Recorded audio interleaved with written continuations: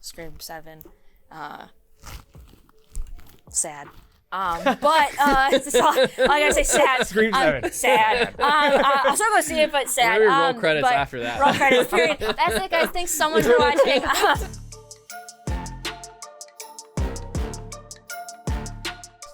Guys, welcome to another episode of Katie Afraidy on the Fangoria Network. I'm your host, Katie Hettenbach, and I am so excited to have these two on. They are super talented. You might have seen their movies.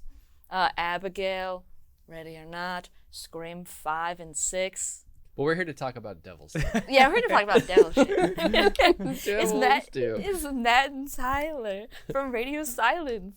Hi, guys. Hey. Thanks for having us. Thanks for coming on. Yeah. This is going to be great. We've already been chatting about The mic stands.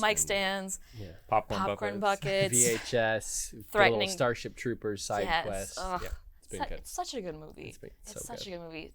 Threatening children, as one does. Always good. Always good.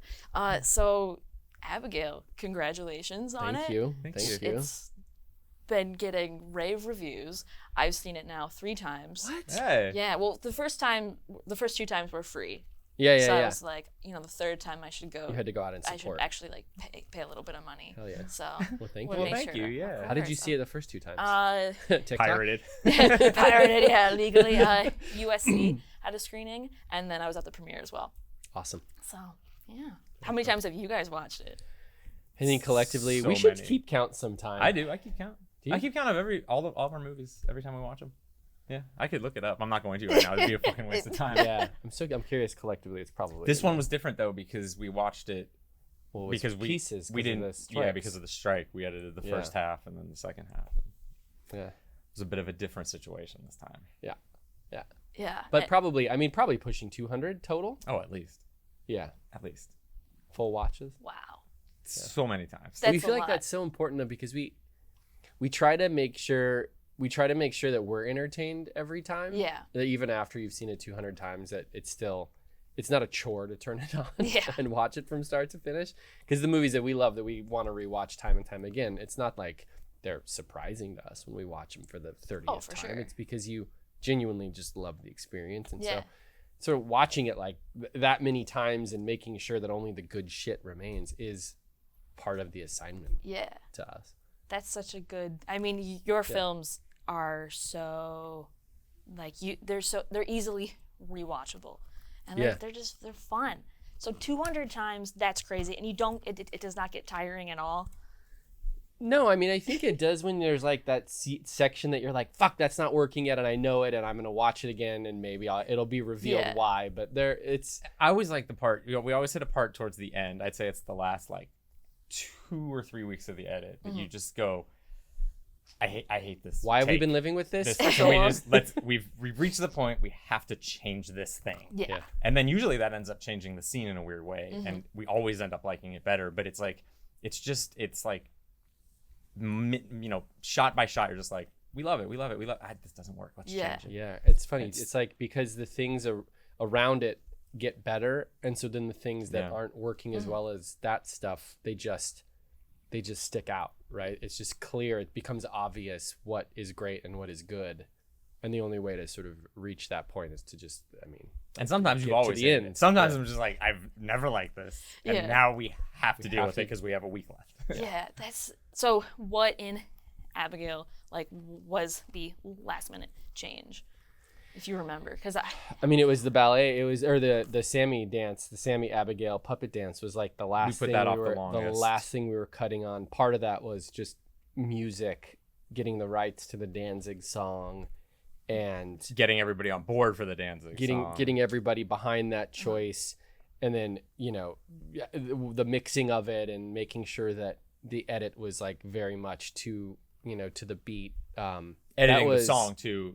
This Yeah. guy Ben Zales, who's incredible, he was our music editor, Yeah. and he kept cutting different versions of the song because we were like, is it the whole song? Is it just a chorus? And you kind of get over it, and then I think it was probably like within the last week of editing that we got the edit that's in the movie. Yeah, I think we conformed on the soundstage a new version. Yeah, of that's that. probably right. But that scene is what probably 3 times the length of what how it appears in the movie. I mean, it was a much longer kind of choreographed piece. Oh, And the that actual was, dance. and that the challenge of it was making sure, when you have an abundance of cool shit, it's like, what's the coolest of the cool shit? And so that was a part of that too, was just making sure that we weren't leaving like the best moments, choreography moments, dance moments, performance moments, on the floor. That was I think the last thing. That sounds about right. Yeah. Heck yeah. With music in the film, just again in all of your films, the scores, the sound, you guys are so smart with like picking songs. Do you guys pick those, or is someone else helping you with that? Because it's so important for every movie. No, we spend a lot of time on the music. Okay. Yeah. And Brian Tyler does our scores. He's done all of our scores, and we just trust him implicitly. He's like, he can like read our minds and then make it something way better than we could have ever hoped for. And then with the actual like songs, we spend so much time trying to get them to fit and trying to like feel it out and make sure that it's right for the movie and right for the scene. And I'd say there's not a single scene in any of our movies that we haven't tried 100 songs for every song that we end up with. Okay. And I think also it's about making sure that the music feels it feels eclectic and different from song choice to song choice, that it's not all just oldies or not all just one genre, right? I think like the tone of our movies that sort of does a dance and the genre does a bit of a dance. We love that the music also should do that, so that when you listen to the soundtrack, it feels like, wow, what a weird, crazy thing that all of these songs go together, but they do. I really hope Fit there's the vibe, somebody they out fit there that feel. that like finds playlists for our songs, for our movies, because we treat them like soundtracks, because we grew up when soundtracks mattered, and like it was like, oh, I love this, and it's like, and we're introduced to music through movies, via those soundtracks. We're very much hits against the put in a giant song, because then everybody will feel like it's a giant movie. We're like, no, fuck that, put in a song that nobody's heard. Yeah. I think Billie Eilish So is much as more close as exciting. we got to that in Scream 6. Yeah. And that was a song that our editor dropped in his assembly cut, and we were like, that He really didn't know. works. Sorry, And he didn't even I'm know gonna it call was you out, Billie Jay, Eilish. because that song is called "The Party's Over." Yeah. It's after the frat party in Scream 6, and he was like, "Oh, this works." Had like, no who- idea it was Billie you're- Eilish. We're like, "Yo, dude, that's like one of the most expensive You're songs like, you you're could like, who put in is the- Billie Eilish? Who's Yeah. that? We small loved it. little indie artist. Yeah. You guys also, and you do something that I really appreciate, and I hope others do. I love a good ending with a amazing credit song, Us too. because I Yeah. feel like so many films just drop the ball on that. Burn My Tongue. Immediately was like, what's this song? Need it. I Yeah. downloaded it immediately. Created for the movie. So good. Yeah. Such a good song. Gene Dawson. So freaking good. And like Still Alive with Demi Lovato, amazing. Love Me Tender, like that version, it just, everything fits and wraps it up so nicely, but also makes you want to stay for the to see all of the credits roll. Thank you for noticing that. That's like it feels a little bit like sort of lost. It's sort of a lost art, that when the movie ends, I think people are like, okay, phone's out, and we again grew up in a time where you want to sort of just sit and process the movie, and there's nothing helps that better than having a fucking amazing song to accompany the last few moments of that experience. And if it can be an original, if it can be original, like, if it can be tailored, I mean, like and to be able to work with an artist and show them the movie, and with only maybe giving, I know when we spoke with Gene, it was like we want it to be triumphant but feel sort of dark and gritty but cathartic, like just giving sort of words, like keywords. And there's something so fun in seeing their interpretation of that collection of words. And I mean, we gave Gene, I mean, Gene just like sent us that track, and we were like, what? And we've been attempting with another song of his that was a little softer and more sentimental, Pirate Radio, which I don't know if you're a fan of Gene Dawson, but he is like, I am now. I mean, so like, good. so Oh my next God. level. We're And like so good. his music does that thing that we try to do in our movies, where it feels like you hear all of the genres that are influencing him in every song. Like he's not afraid to really mix those things. Well, he's the genre. And Yeah. he is the singular. Yeah, he which is is the what makes reason him it so all fucking works. rad. And so it was such an obvious choice for us when we were it trying was to, great. thinking of an artist to close this one out. And I think it's fun too doing things at like this level where they're giant for us. They're big movies, but they're not like, $200 million movies. Yeah. And they don't need like I don't like an Adele song or something. Oh, for So sure. we literally can just be like, hey, we really like this artist. Is everybody cool with it? Yeah. Great. We're gonna Ask do him it. if he'll do it. He's like, we'll do it. And it just feels very like kind of, DIY almost. It's not like we had to go Yeah, do a bunch working of, with like, your friends. things. Yeah, it was awesome.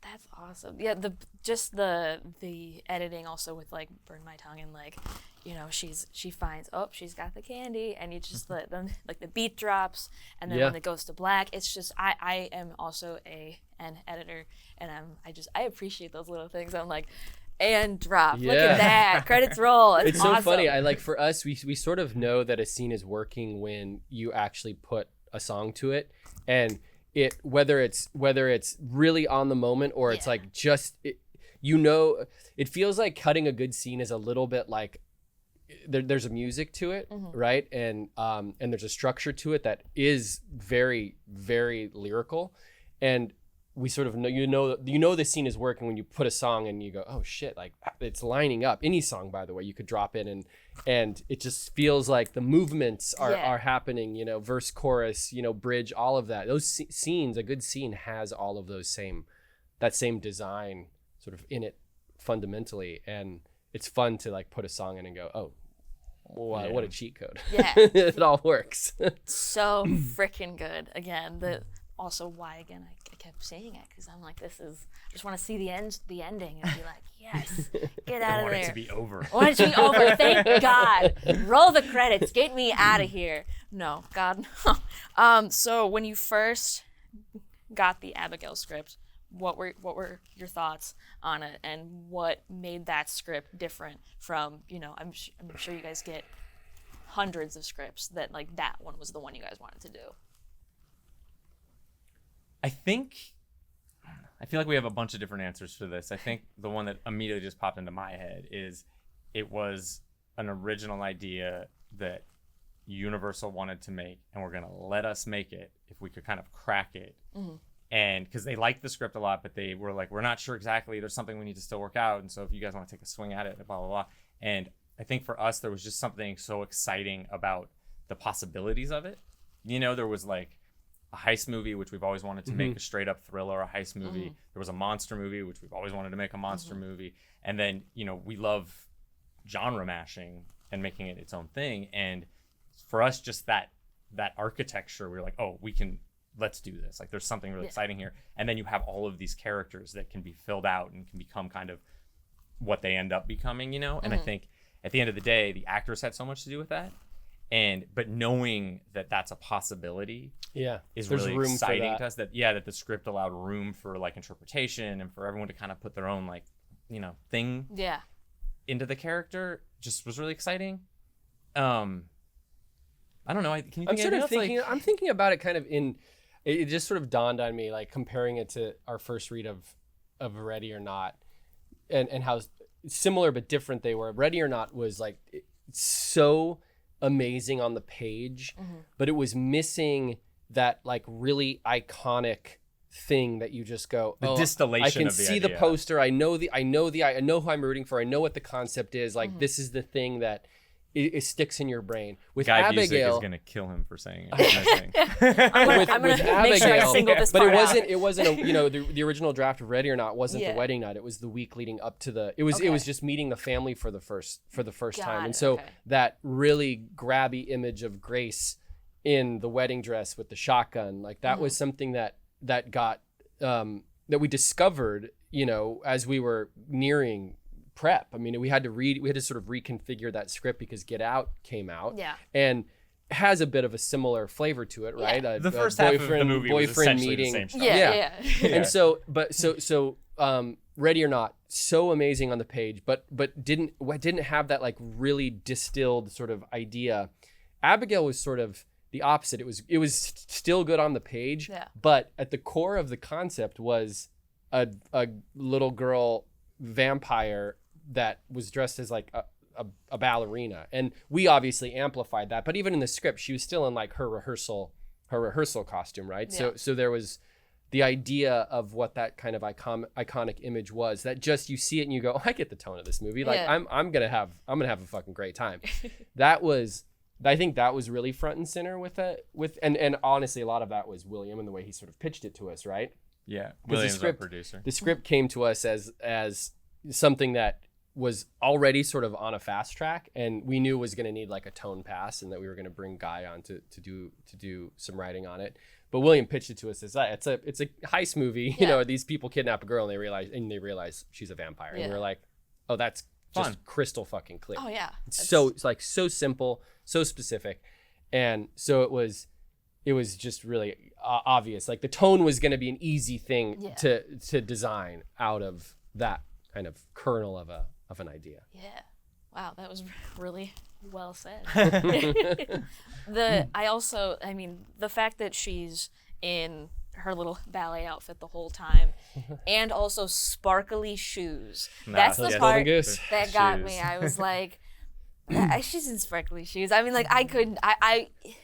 If you guys were in a room with Abigail, like the actual vampire, would you guys try to befriend her, or would you try to like run and hope for the best? I mean, we got to know Alicia so well. Yeah. She's like the sweetest human being. But I'm ever. saying Abigail, the real As It's the- so as hard the to. It's so monster. hard as to the monster. separate I it. know. I don't know. I keep feeling like the last thing you would probably do is laugh before you died. Like I seeing her. I mean, yeah. I remember choosing those shoes. Remember the costume fitting? Oh, It was yeah, like, that there were was- three sets of shoes. There was some like ballet flats. There was just a pair of like kind of plain sneakers, and the sparkly ones. And sparklies. we're like, You're like, We that's, gotta like, get the that's sparkles. insane. I want and our that. line producer was like, guys, those are really fucking expensive. And we're $800 like, shoes. yeah, but What? We were like, they look like But- kids. Like, Yeah. It's, no, but it's funny Yeah. though, because it's sparkly. You Yeah. wouldn't think that sparkles and murder go together, but No, they do. We I need know. more. yeah, of it. and it was always about like how do you mash up the like violence and innocence at all times. Like Yeah. how do you make those things feel like they always sort of coexist with that character. And also, she's just having a blast. She's having You know, and it's like, those are fun shoes. Yeah. She's having so Yeah. much fun Yeah. fucking with these people. Like, Yeah, why not? Yeah. Have fun with it. Also, I just love that, and I don't know if this was in the script or not, where she's, going to chase after Peter, just does a quick little leap, and they're just like, we'll twirl, and I love that, being like, oh, I'm gonna kill you, but I'm gonna do like a pirouette I'm real performing. quick. Let me just do that. I love that. we did a lot of because again, like we were talking about earlier, like the dancing became a thing because Alicia could dance. Like it was, I think on the page it was, she was finishing a ballet rehearsal in the opening scene, and then we found out Alicia could dance, and we were like, oh, let's make this a bigger deal. Yeah. Like that's pretty cool. And we were still like not sure how much that would play into it, so we shot a lot of those scenes, her running like a monster, Yeah. her doing a dance version, Okay. so that we would have the kind of the materials in the edit to be like, well, if it's working, we can like really Yeah. steer into this, and if it's not, we don't have to do it. It worked. But we ended up loving it too, so we were like, by the end of the edit, it's another one that we were like, I feel like we can get another twirl in here. Oh, like, yeah. let's, like, That's- this is I thought fun. we should have more. Yeah. We always were talking about how do you make sure that those scenes, that those chases feel like they could only exist in this movie. And the And dance, Megan and us. Yeah. the dance is a big part of that you go, oh, ballerina vampire, like Yeah.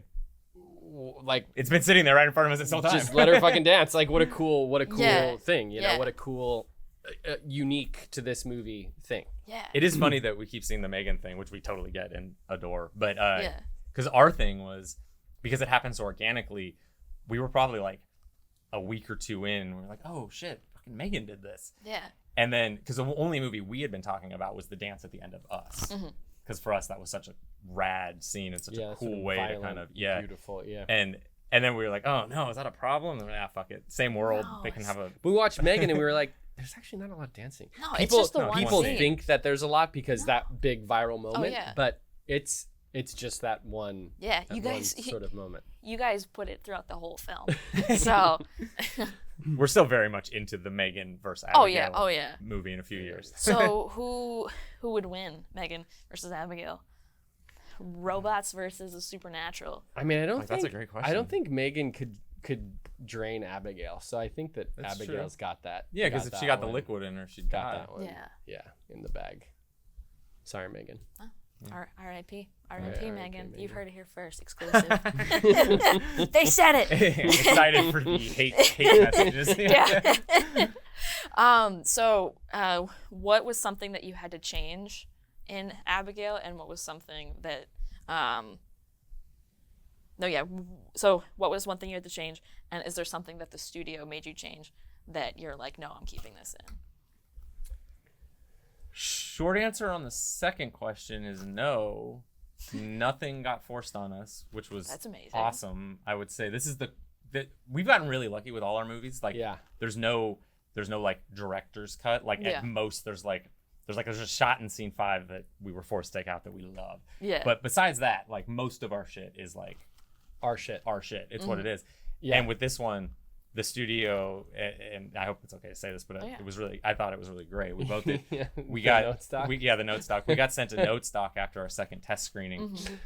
That was because the only kind of overall note out of the test screening that we all agreed on was it's still too much and we need to get it down. Too long. Yeah. And so they sent us this, like, I think it was 4 pages of notes, all of which I don't even know if they really liked, but they were things that could be cut, you know, which they're not wrong. They were like the fun character moments. Yeah.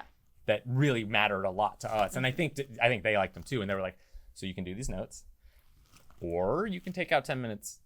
It is up to you. And so that 10 minutes came out in about 2 days. It's really interesting. I remember going back to that note stock while we were doing that though and going, oh, we in a lot of ways have, whether we address them specifically to the way that they had given the note, we did. They were actually, the things that they were giving notes on they were circling the right area. Yeah, there's those areas that you just look at and go, it's like what we were talking about earlier. Yeah. You're like, something's still not quite working here, you know? And when your feet are to the fire, you just have to be really honest about that. You can't like bullshit yourselves anymore and be like, maybe it's working. Yeah. But we love that, like, when people ask us, oh, is there a director's cut of anything you guys have made that you wish was out there? And being able to like really honestly say no. And in fact, like, we even sometimes have a hard time putting the deleted scenes on bonus features because we're like, they're not in the movie for a reason. Yeah. And there are some fun moments, but we really try hard to make sure that only the best essential things end up in we don't just fall in love with stuff to fall in love with it. Like, it has to be in service of the movie being as good as it can be. And I think that's part of what working together is. It's sort of much easier to like be in the vacuum of your own mind until you have somebody sitting next to you going, really you like this?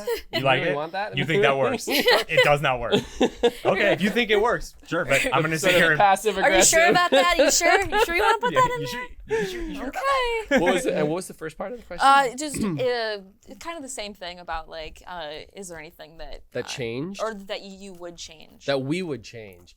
I think that at this stage, anything that we would change is like very technical and not story. It's not like it's more like, I could have brought that sound up a couple decibels, or man, did we like hit that transition with the music the right, you know, it's all that little that shit that only we understand because we've like seen another thing. We've sort of been under the hood for so long. But that really is the only thing that exists in this movie. It's always stuff you could change because you've seen other versions of it, but it's like, I think at the end of the day for us, it's, you know, it's the performances are always like our number one thing. Like, are the good performances in, are the best performances, best takes, and then just making sure that the story never lets up. You know, we're really big fans of like being ahead. If you leave the room, you're gonna miss something. You know, like no pee breaks.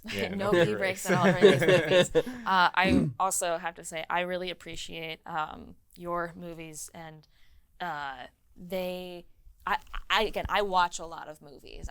My whole life I've been watching a lot of movies. For this podcast now, I watch a lot of horror movies, both, you know, for myself and for, you know, to review and whatnot. But consistently, your films, I get lost in them, which is really hard for me to do because I also I work in the industry as well. Like, that's and I feel like that's hard. Thank you. That's a huge compliment. Like, it's By the way, us rewatching and rewatching, we're aiming at that at some point you're watching the movie and you're like not even thinking about notes, that you're just like, Fuck. I was just watching to be entertained. I wasn't actually thinking about the making of it anymore. I think one of the things that we've talked about that sort of happened organically for us, but I and we find it in every movie, and I really love it, like personally, is they're kind of weirdly hangout movies, and you want to exist in that world. Even all this crazy shit's happening, but it's like, I mean, Ready or Not and Abigail are both good examples of like, there's a real warmth to them. There's crackly fires, and you're in that world, and there's fog. Even though the characters are all despicable, you're like, it'd be kind of a fun, hang. I'd want to hang out with them. It's like a nice, with Fitch from Ready or Not. Like, that'd be fun. Fitch, like in a nice mansion, just kind of kicking it. Even the Scream movies have that. Just where it's leave like, before the murder starts happening. Yeah, that's fine. Just don't be a part of the family. Then you won't. You'll be fine.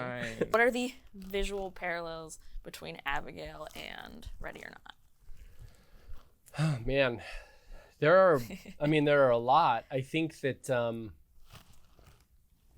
just trying to think sort of very specifically. I mean, look, we love a movie where you start somebody just in a very sort of clean, in control look, and then by the end you've completely just decimated stripped them of everything. They're coated in blood. They're coated in blood, like they're wearing. We talk a lot about that, wanting to get to the end of the movie and you see the character wearing the experience of the movie. It means that you've taken the audience through the ride with that character. And Die Hard, I mean, it also means we watch Die Hard too. We're only just ever making Die Hard. But that's a real, we sort of love thinking about the end and the beginning, and how far we can sort of polarize those two things, because if we've done it well, then the sort of watching the transition from A to B should be like this extreme, insane, kind of absurd, unexpected adventure. And that was I think that was just a big thing that we took from Ready or Not and brought into this. I also think this is just like a funny little story, but like when Brett, our DP on Scream 5 and Scream 6, he came to visit us when we were shooting Abigail, and Aaron, our DP on Abigail, and they were hanging out, and we were, of course, being like, fight, DP, fight. But it was funny because it was really nice watching them talk, because, and there was just conversations about like how they shot things differently, and how it was just really interesting watching two people who we've worked that intimately with have this conversation about like, remember Aaron being like, I was like, oh no, am I ripping off what you did in Ready or Not? Because Brett shot Ready or Not with us. And then they kind of had a little discussion about it. But it's interesting because for us, that's their world that we're obviously involved in a lot. But it was really fun to see them kind of talk about the differences in the way they did a very similar house. Yeah. Yeah. I mean, I think the other real clear visual, I guess, similarities or parallels, the body pit and the goat pit, those things are. I think that was a little bit. I mean, there was a scene in the Abigail script where it was originally scripted as they walk into this empty pool and they find Abigail dancing with Dean's body, or around Dean's body, and we were like, well, it's cooler if we make that dance a thing and she's actually dancing with the headless body. Like what a fun, weird, sort of nightmare image that is. And then if you have this amazing pool, I mean, what a better, cooler way to use it than to fill it with the bodies of our other victims. We were always looking for ways to make sure that the history of who Abigail is and what she does is alive and well in that house. There's even stacks of luggage in one of the rooms of the house that you see. It's when Dan's, as Frank is sitting on the bed. It's one shot, but there's like 100 suitcases. Hundreds of suitcases and clothes, piles of clothes. This idea that she's, I mean, for centuries has been killing people here. It's also Guy Busick always writes a foyer scene. We have foyer scenes in Scream 5, foyer scenes in Ready or Not, foyer scenes in this movie. We should make a movie just called Foyer. Honestly. So yeah, I think that you see the pool, and in obviously Ready the or end Not, shot too. the goat pit was like a thing that I think we are proud of, but we did the small version of it because we only had the time and the resources to do like the 3-wall set version of that. And in this, it was like, well, let's fucking let's like do the thing. Let's do the thing that we sort of imagined and wanted to do. I think subconsciously a lot of this movie was like, well, we had like a little bit of resources at our disposal for Ready or Not, but what if we had all the resources? Yeah, and then the explosions, the exploding bodies, another visual parallel. Again, Melissa I think, at the end. Yeah, Melissa at the end, but I think it's very much a spiritual connection there. What is it with you guys with pits and bodies? Like just big pools of bodies. It's so gross. It's so gross. It's great. It's like just old school horror. Like I think it's like crawling through the graveyard. It's Poltergeist. Yeah. It's the pool scene in Poltergeist. There's just nothing more. It's that Jennifer Connelly movie where tactile. she falls in. Yeah. I can't remember what it's called. Phenomena? No. Which movie? Jennifer Connelly. She's young, falls in a pit full of bodies. You talking about Labyrinth? No. She falls down, the hands grabbing her. I mean, I haven't seen it for years, but anyways. So, what are your favorite vampire movies? What movies influenced Abigail? I mean, I would say that the movie that we talked about probably the most in this, maybe the two. Well, Lost Boys for vampires talked about a lot, just especially tonally. Yeah. But we talked about Alien a ton because of the structure, because we knew that we were like, the title is going to be the name of the monster, same as Alien. Yeah.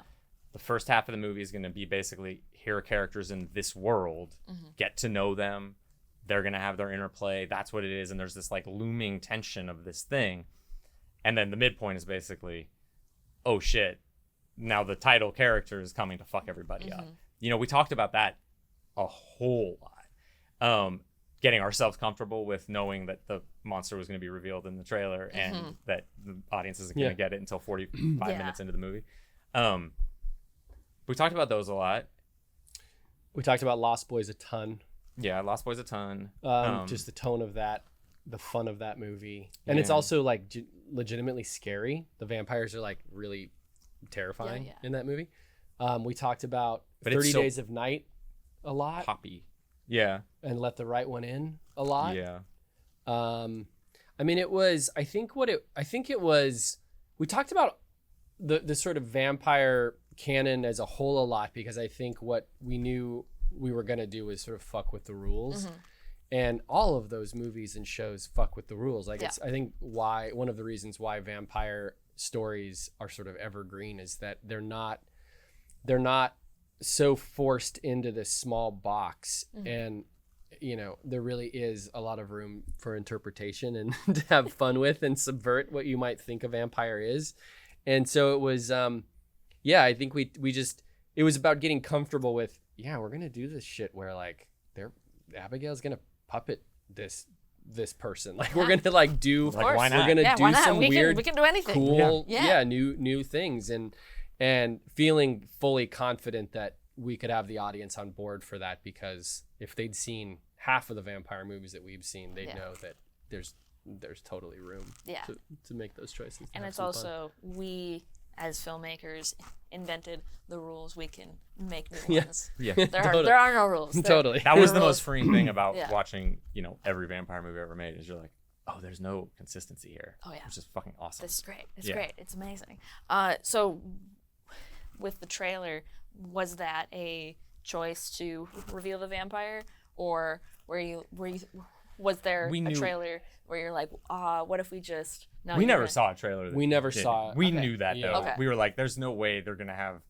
I think we hoped that there would be a version that would be possible, but I think we also knew that it just was never going to be it's not possible. And the movie, we've done this enough now to know that, like... even prior to our involvement, there was knowledge about this movie being a Dracula's Daughter remake, reboot, which it never really reimagining. was. It never was, but I think that when Steven had originally sold the script to Universal, I think it hit the trades as that. So it was this weird thing where the cat was sort of already out of the bag, way prior to us being involved in the process at all. And so it was a little bit like, well, fuck, how do you use it to your advantage? Also, we just really steered into like, we know this is going to happen. We have to get comfortable with that. This movie cannot be a movie that, if you know that, it sucks. Oh yeah.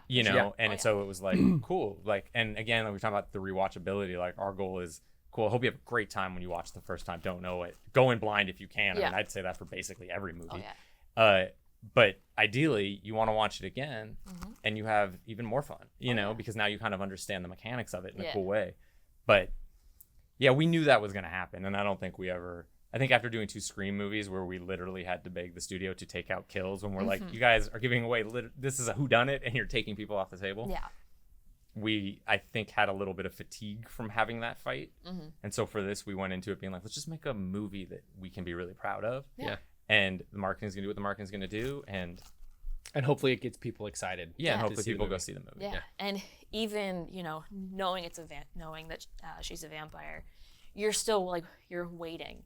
You're like, oh, I know, like, even in, like, Ready or Not, you're like, okay, I know she's gonna, something, shit's about to go down. Yeah, there's dread. Yeah, and you're like, I don't know what is gonna happen. Yeah. Oh, is it this? Nope, it's not this time. She goes in the bedroom. Maybe the next one? Nope.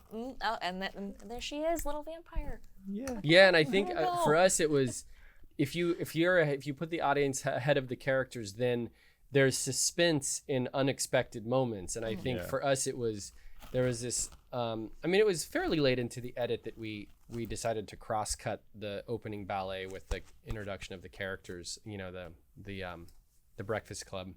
And it sort of dawned on us like, oh, let's just the dinner club advertise that they're all Abigail's audience, that and they are all a part of her master plan. Like, she's in control from the opening minutes of the movie.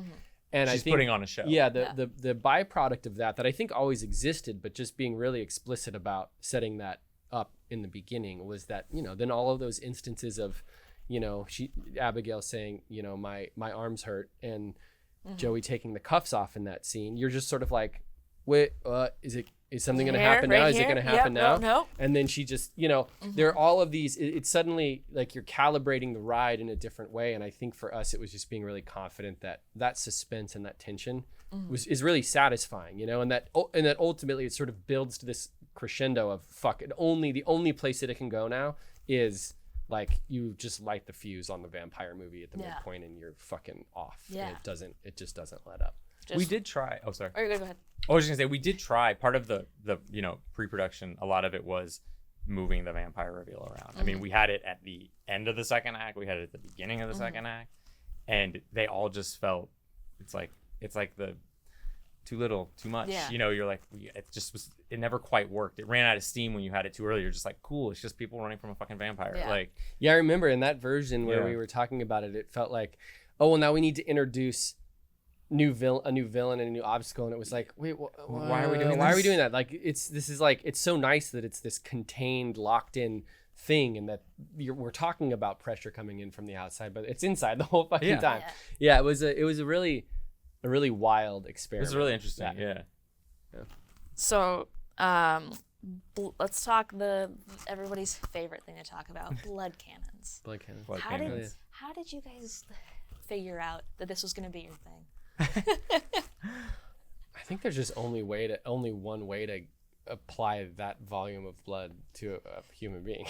Well, we also the day, like, necessity is the mother of invention. We played with a bunch of different ways to kill vampires. Yeah. And again, to like what we were talking about earlier, you know, there's all the ways we've seen a bunch, and there's, you know, I mean, there are versions of them exploding, and we really gravitated towards those. We're like, that's fucking so much more fun. Maybe we do our version of that, as opposed to like the, you know, the shrinking and dying, all those the other melting, things. the fire, like, the turning to dust, whatever those are.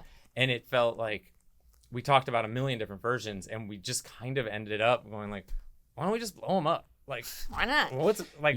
Nothing's stopping us. And it was, I think a lot of that was driven by what can we do practically, and it, you know, the melting effect, the fire effect. We just knew that a lot of that was probably going to end up having to be CG. We have like just a bit of an allergy to it, and it's not that it's, when used well, it's like such an amazing tool, but I think for how gritty and tactile and homemade this movie feels, and we wanted it to feel, it just felt like, what's the version of their demise that can be photographed, right? And obviously we're going to be doing a lot of VFX to merge all those plates together and all of that, but that for the most part, you're looking at photorealistic elements that are shot on the day and exist in the space, and I think that was that's always a big driving force in that. And then I think the tone of the violence is also, I think, really encapsulated and distilled in those explosions, right? They're so gross, they're so visceral, but they're also so fucking over the top. Like those motherfuckers liquefy. And that is like and it's so instantaneous that it's like surprising and violent and funny and scary. It's like everything that we love about the violence that we try to create in our movies is kind of represented in those, like a single instance of that. And so it just felt like, there's no just sort of cooler way to surprise the audience and the characters in the movie. and I mean, not for nothing, but like, watching every time we watch the movie with an audience, the reaction to those, we just turn to each other and go like, fuck. Like, that's all I want is to be in a crowd with that reaction. Because, there's like a gasp and then it's like hilarious, everybody's laughing and you're just like, great. This is why we go to movies. Like, one of my favorite things that I don't think audiences are aware of, because the Sammy exploding always gets such a big gasp and a laugh. And if you rewatch it and you just listen, we in the sound mix put the sound of Abigail laughing hysterically echoing through the house after Sammy explodes. And it is like, we've never heard it, makes me though, laugh in a theater. so fucking hard. Every time we heard it in the mix, I was just like, oh my God, she turns this girl into a vampire. She tortures her by dancing her and puppeteering her in sunlight, and she's smoking the whole time. And then she explodes and she's just laughing. It's like the greatest thing to this kid. Yeah. And I can't wait for people to hear that when they're like watching it at home. I know. It's such a because you can't hear it in the theater, which is great. People are laughing too hard. Yeah, but it's such a great little texture. Oh, we're talking about Abigail, but I gotta talk Scream. Scream is one of my favorite movies of all time. That series, so many people hold that near and dear to their hearts. And I know I've seen every documentary about it. I've read every book. Unfortunately, I got into horror kind of like late in like middle school and high school, so I wasn't able to see Scream 4 in theaters. So Scream 5 was my first Scream in theaters. Oh wow! Which was insane and terrifying because I was at the 4D theater for the first time. What? Whoa. Yeah. We never saw it 4D. We didn't do the 4D on that. How was it? We heard there were a lot of stabs in the back. Yeah, I was like, okay, like Avatar, it's like fun. You're like, wee. It's like this one. I'm like, I don't know if I like this. This is bad. So I'm already nervous. Like, who's the killer? First Scream movie back. I'm like, shit. I already got enough anxiety as it is. But so my question to you is, how many times do you think I saw Scream 5 in theaters? Man, well, since you're asking, I gotta look like in your eyes. I'm gonna say 7. Well, I mean, I was gonna say 3, but let's just 3. 17. Holy fuck! 17. What had you coming back? I love that. What was the? Because we found with Abigail, there's a lot of repeat 17. viewings, It was a little excessive. Yeah, but what is it? Was it that the experience of like getting to see Scream in the theater? Was there something about the movie particularly that just like was stuck to your brain? What was the? I just really love seeing Dewey die. The hands I just really love crying. Too soon. Cries a lot. No, again, it was also like, the first time I saw it in 4D. I saw it in I was in IMAX, but I saw it like in the different like forms. There was one time where I was the only person in the theater. That was probably the scariest time because that was feels terrifying. like not a great was idea. Like, yeah, you don't have the contagious nature of the audience to sort of protect you from your feelings. I'm like, is somebody in here with me? I don't know. That's when you sit in the back row. Yeah, I'm like, I might get murdered, but it's part of the. I'm like, if I die during a Scream movie, it's kind of perfect. Is it a good way to go? I don't know. Okay, I have a few more questions, then I know you guys gotta get out of here and get back to your lives. Although it is a 7-hour podcast. Yeah, we're going. That was a quick 6 hours. Dude, if time flies when you're having fun. I also have to ask because everyone debates whether who killed Dewey. There's no way It's Amber. Yeah, it's not Amber. Amber. Yeah, there's not a third killer. There's not a third killer. But Or if there is, it's not one that we intended. I will say, She also does not lift him up off of his fucking feet. Come on, guys. there is something I have not seen Scream 5 since theaters, but I like recently it was on, I think it's on Hulu, and I just was like, oh, let's just, you know, I'm doing some other stuff, let's put it on in the background, and that scene came on, and I was like, I gotta stop and watch Dewey. There we go. R.I.P. King. And when Ghostface gets hit, it's a man going, ugh, just like ever so quietly, and I was like, man, not We voice box. We do. Roger does all those hits for us. Yeah. Just so that when we do apply them, it's always in the voice. Of, Okay. Yeah, in the voice of Ghostface. I was like, We put the the voice box in the mask. yeah, which Just why Hacks. And then Is in that what Scream people 6, say? you can just talk through the mask. I mean, why not? Why not? He said hacks. Is that what people would say? Of course, we've Oh got god. That's fine. Oh god. But I mean, they're Scream movies. They're supposed to be silly. They're supposed to be Yeah, fun. 100%. They're gnarly. They're meant to for you to. to And have a also, good time for a couple hours. I Yeah. guarantee that scene wouldn't be scary if Ghostface was holding a modulator and a cell phone and like kind of trying to hold the knife. Yeah. Like it would be kind of funny if he we're was, solving though. problems so that Yeah. the movie is scary and enjoyable, not, Like, we're yeah, not trying to make it lame. Yeah. Like you're like the mask has Bluetooth. He's listening to music as well. Yeah. He's stalking Tara with three things. Three in his- things, three props, three hand props. Great fucking directing, Radio Silence. But that's also, you know, if they were to do another scary movie, that would be That pretty scene's funny. in it. Yeah, Like, where he's so like, Oh, yeah. he's like, hold on, let me just How should I drop? Hold on. hold on, shut up, stay down, shut up, hold on, I'm gonna hit you with the phone. You know what? We just make it too easy to spoof. I mean, we always joke that we should shoot a spoof of a movie while we're doing the movie. You could We're make like, a we have the scary movie sets. and Scream at the same time. We could just do the same thing. We do it again. We just do a slightly sillier thing. Why not? Like- Why not? And then again, you guys explode in the end. I think that, but you're like directing within the film, but also actually directing the film. It gets super meta. I mean- Everyone's confused. You're confused. We're confused. We're like, why not? I'm in. We need all of it. Okay, I want you to rank the Scream movies. If you want to include your own, you totally can. I'm not Ready, gonna set, do go. that. Yeah, we can rank it. But also like Hey. for your favorites. Yeah. One's are just the top dog. Yeah. Top dog. I think I'll go Yeah. 1, 2, 4, 3. Yeah. Same. 1, 2, 4, 3. I know that's a pretty standard Yeah. answer, but Yeah. yeah, that's for sure. Like, I mean, I watched 6, part of one like a 5, couple days ago. 1. Like, Yeah. I watch one all the time. I love the first one so much. Good. It's so Yeah. good. Yeah. It's so good. I am a 4 fan. I think I saw 4 first. I didn't mean to. I think it was on streaming on YouTube or It's something. such a fun movie. I think too. It's like however you enter the franchise too. Like it's the right way to enter it. It's like they're all so unique Truly. and fun. Yeah. I also love how, like, I'm old enough to remember when they all came out. You know what I mean? And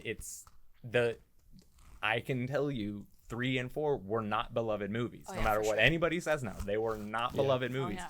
Everybody was mad at them. Everybody I knew was like, fuck those movies. They fucking suck. Yeah, there was like And the it's- first sort of franchise hate was like for Yeah, those and like movies. it was like intense. People Yeah. like fucking hated them, and it's so nice to see that they now are so beloved. You know, it's like the way like Jennifer's Body is like getting Yeah. a new life. You're like these movies that like some of us really liked at the time, but most people didn't. Now because of everything the way the world works now, they can find their audience and people fucking get into them, and Yeah. it's like this thing. We talk about every movie comes out, and like if it doesn't like work right away, you're like, oh fuck, well that's a bummer. But there's hope that people find things now, and that because they live longer, and it's great to see that Scream is now a beloved franchise, not just people going like, well, the first 2 were good. Yeah. Yeah. Okay, I'm gonna ask this question as well. Obviously, Scream 7, sad. But so, like I say, sad. Scream 7. Sad. I'll still go see it, but sad. Maybe roll credits but after that. Roll credits. Period. That's it, guys. Thanks so much for watching. But and people were like, oh, Scream 6 did have a good wrap up, for our characters, but if the story were to continue, did you guys have plans for the Fab Four, or were you just like, no see what plans? happens? Yeah. I think again it's sort of to the and I don't think that Jamie and Guy even did. I think they very much like us put all of themselves, all of their good ideas into the thing that's in front of them. And I think, the fun of a Scream movie is that they are episodic, right? Yeah. They do have a sort of close-ended story. There's no Scream movie with like that big, Empire Strikes Back cliffhanger where is Ghostface behind the door? No, it's they all wrap up in a really satisfying way, and that was always our goal, with the intention of, well, fuck yeah, then you get to start from scratch and like redesign how Ghostface enters the characters' lives in the next one. And no grand plan for 7. No idea what it is. No idea. Yeah. What it's gonna be. You know what? We're all gonna find out, and it's it's gonna be fun. It'd be amazing if we just were like, and 7 is a band we just like totally pitch and spoil. And you're like, well, you could pretend to do that, and then I'll just bleep everything out, and they'll be like, "What? Oh my God, you got the scoop!" And I'll be like, "Thank you so much." Have you seen the Scream TV series? Yes. Okay. What were your thoughts on that? I enjoyed it. I watched it when it came out. I was like, it was fun. yeah, I was like, Scream. Yeah, on and TV, it fits fucking into great. into the world in the way that I think same how everyone was so hardcore on 3 and 4, and I was like, no, it's just a fun flavor. Same. I was like, put a fucking slasher whodunit on TV any Why day. not? Bunch of teens getting killed. Yeah. Great. Why I also not? thought, I can't remember her name, but the lead actress was fucking incredible. Oh my God. Like, I thought she was so good. She's so fun. Yeah. And you guys started on YouTube. What was that transition like from YouTube to shooting blood cannons and big films? It's funny. It's drastic, Yeah. but Significant. significant. But we also, it's not. Sometimes we talk about it. We say like we try really hard to kind of keep that like kind of do-it-yourself work ethic. But I also don't know if we know how not to. Like, I think had we been doing our own things on YouTube and you get the transition, that's a harder thing. Yeah. But we were able to sort always of just like doing making shit. Yeah, and we did it so diligently and so much. Like, it was like every weekend we'd just go shoot something. Yeah, it was obsessive.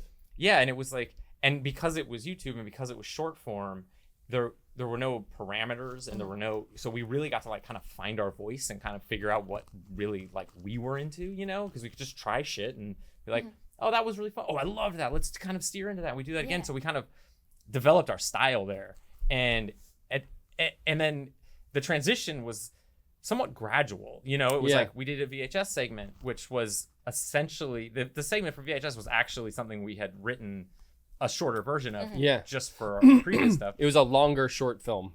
Yeah. So it didn't than feel what any we different, made at the and time. I think they gave us like $10,000 for that. Does that sound right? And we were like, cool, we'll take $5,000 I actually think it for was our 30, and then we used 10 and pocketed the rest. 10 and paid each other. As you should. Yeah, so we got paid for the first time, which was thrilling. That's big. And then our next movie was like, to us, felt like a giant. We had all the money in the world. It was like a $7 million budget, and we were like, that's absolutely fucking insane. I mean, it still feel that way, honestly. But then we went back and did another anthology. So it was like, it was, and we were working with friends on all of these things. Yeah, so there was we like a never very really organic. lost that. I feel like the sort of biggest thing, and I'd be curious to talk to other directors, who've come from that space and are making bigger things. But I think there was this feeling of, you get a bigger opportunity that you have to show up different. And I think because we'd always worked together and we knew we were always going to continue to work together, there was this feeling of, well, what if we just showed up the same and had more resources? Yeah. Like, they're hiring us to do a thing because of what we've done, because they like what we've done. They like what we have to say. They like how we do that thing that we do. So they're really just hiring us and giving us better crew, more money, and surrounding us with experienced people.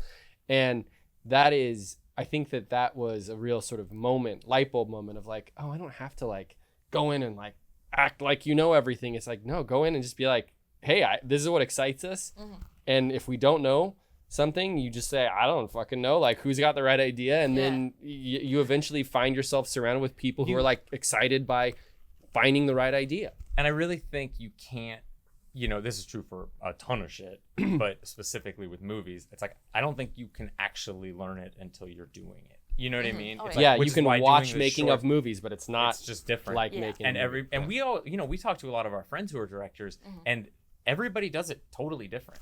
And we talk to a lot of our friends who are on crews who are like, the way you guys do it and the way this person does, the way this person did it, there's no consistency between you guys. Like, I mean, even working with Aaron, our DP on Abigail, he's worked much longer than either of us have worked, and on many more things than us.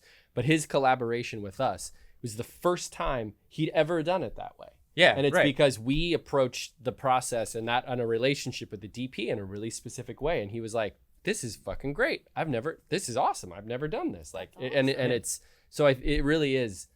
It's really it's personal. It's really fucking personal. In editorial, like Mike, our editor on this, who was great, and we have on all of our movies, we have a Google Doc that we start in pre-production, and we like write the scenes out, and then it's just like at that phase, it's like notes, like story notes. Got to talk to production designers. It's just ideas stuff, and so we can always be kind of checking in on it, and then it fades a little bit during the actual filming process because we're just too busy and it doesn't. Yeah. But then in the edit, it's literally where every night we're watching the scenes and we're just like, it's crazy. Cut that shot, do this, change that, find a different thing, blah, blah, blah. And Mike was even saying, he's like, I've never done this before. He's like, this is great. Like, I just have all your guys' notes, like just sitting here and I can and they're very conversational. It's not like, we're not shy about like, no. It'll be like, this thing sucks. The directing fucking sucks here. Like, this we fucked up. Can we get it better? Like, it's not like, it's very casual, but it's just demystifying. It's just the way we do it. Yeah, right? But like movies aren't just like these magical things that appear. Like you have to create that shit, and it takes time and energy and notes and tons thought of and people, and disagreements and it's all of these things that I think. We having doing it as a duo, those things, there's more energy in that because it's a conversation. It's not you against the process. You really like this. You sure about that? Are you sure? I'm not sure we should be working together anymore if you think this. That's a big yikes. That's a big yikes.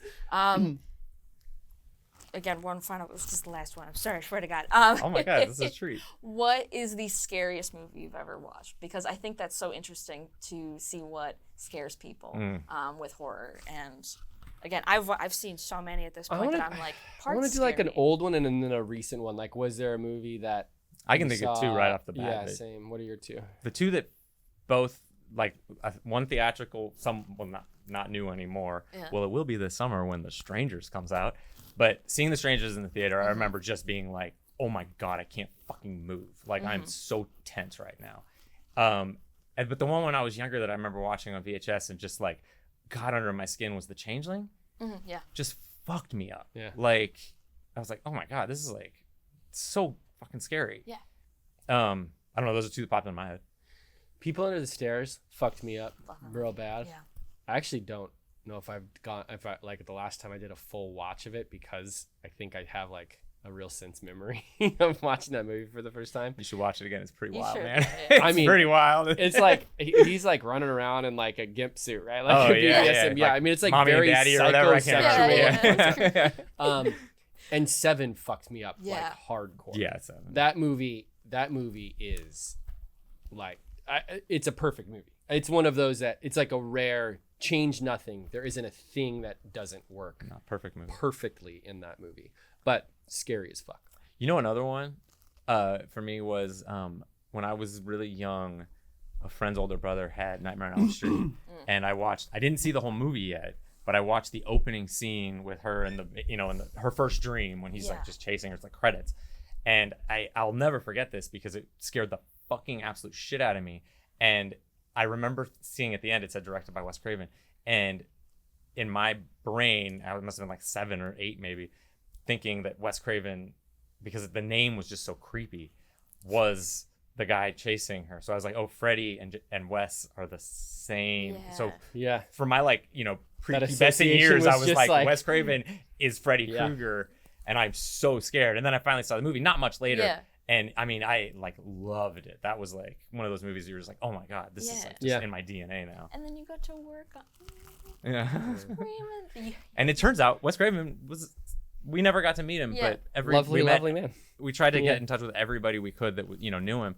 And yeah, it just sounds like he was like one of the most like lovely, such a kind people gentle- ever. I feel like that's been our experience with all of the directors in the horror community that we've worked with and have gotten to know, that they're all just like the loveliest, softest, Nicest. most well-adjusted. But have the most fucked up imagination. That's why, though, I It's think great. you have a It's place great. for it, and, Yeah. and you're fascinated with the like weird dark shit inside of you, that stuff that I think a lot of people, hide, and it sort of festers. Like, we love steering into that stuff, and I think that you have a lot cathartic. of people who are actually really well adjusted because they're like willing to stare at the darkness.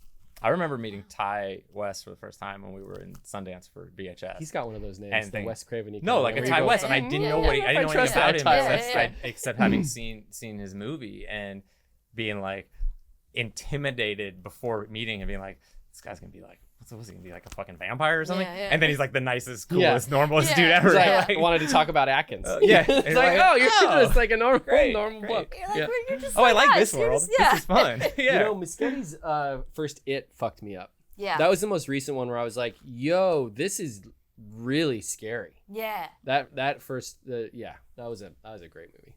Spooky. Mike Doherty and I Doherty. used to do let me get the trick or treat here. Trick or treat. We used to karaoke when we were like much younger. Really? Yeah. That's amazing. Shout out to Mike. Who knew you guys were big karaoke guys? This is like 20 something years ago. This is, Karaoke. They love karaoke. Ask them their favorite karaoke song. That's Who wants it. the karaoke? Yeah, we're gonna actually karaoke podcast. Surprise. But guys, thank you so much for Thank being you for on. having You obviously you can't announce everything that you guys are doing. I know that Ready or Not 2 is we got nothing. in the works, nothing. We got but nothing. is there anything that you want to work on in the future that's like a dream? I think something kind like in the same way that like Ready or Not, Scream, Abigail, the way they came into our life, it's not, I don't think any of those things were things that we were actively searching, but when you see it, you go, oh my God, I love this. I want to do this. It has you to know? exist. And then and I think our whole thing is, that we fall in love with shit and we get really invested. We don't like we tune everything out while we're making a movie, and I think we want that experience. We just want to fall in love with something, and that's the only thing we can think about for a year and a half, however long we're working on it. That's it. If anybody watching has any affiliation with an Edge of Tomorrow sequel, we will do Edge of Tomorrow too.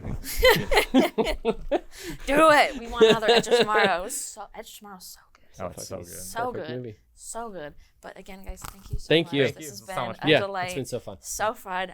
Guys, thank you for watching. Make sure to like, subscribe, all that jazz on Katie Afraidy on Instagram, Twitter, Facebook, Reddit, YouTube, all that jazz. And also thank you to Fangoria. Love Thank you, Fangoria. Love you, Fangoria. Thank you, Phil. You want a copy of Fangoria? Use code KatieAfraidy25 for 25% off. Hell yeah. It's a pretty good deal. And also Filmcraft Studio Gear. Gotta say thank you to them for these lovely, lovely chairs. Lovely. You can find them at filmcraftla.com or on Instagram at filmcraftla. And we will see you next time. Stay spooky. Guys.